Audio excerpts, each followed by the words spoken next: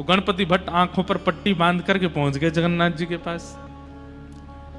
जैसे ही पहुंचे, ब्रह्म वेदी पर जगन्नाथ जी विशाल स्वरूप विराजमान हैं। भी ऊपर चढ़ करके सबसे पहले तो पेट पकड़ा, तो लंबोदर बड़ा पेट है तो गणेश जी। एक बार सूंड और देख लूं, थोड़ा हाथ ऊपर करके नाक पर रखा तो लंबी सूंड भी हाथ में आ गई।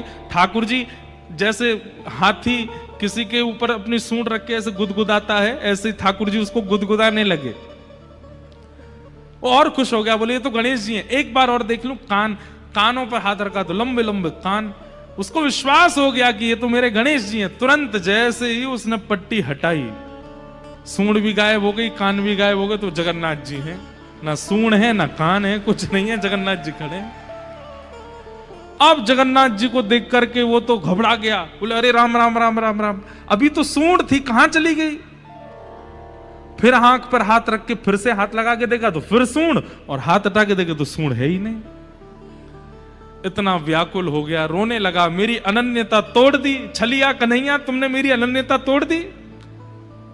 मैं आंख बंद करता हूं तो बहलूपिया बन जाते हो, खोलता हूं तो अपने रूप में आ जाते हो। प्रकट हो गए भगवान, हृदय से लगा लिया और गणपति भट्ट से कहा, ये भेद क्यों मानते हो।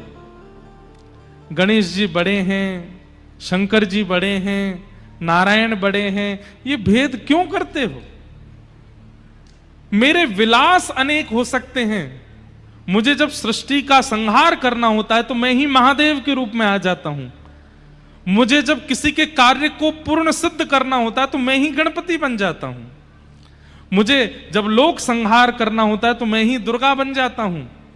और मुझे जब प्रेम उपासकों का प्रेम स्वीकार करना होता है तो मैं ही कृष्ण रूप में आ जाता हूं। ये मेरे ही विलास हैं, मुझ में और समस्त देवी देवताओं में कोई अंतर नहीं है,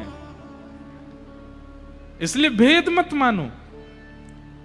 और उस दिन ठाकुर जी ने नियम ले लिया कि आज के बाद जगन्नाथपुरी में स्नान पूर्णिमा के दिन ठाकुर जी 108 कलशों से स्नान करते हैं और स्नान करने के बाद फिर गणेश जी का रूप धारण करते हैं। आज भी सूंड कान गणपति भट्ट की स्मृति में महाप्रभु जगन्नाथ जी का गजानन भेष होता है, हाथी बनते हैं ठाकुर जी गणपति भट्ट के लिए।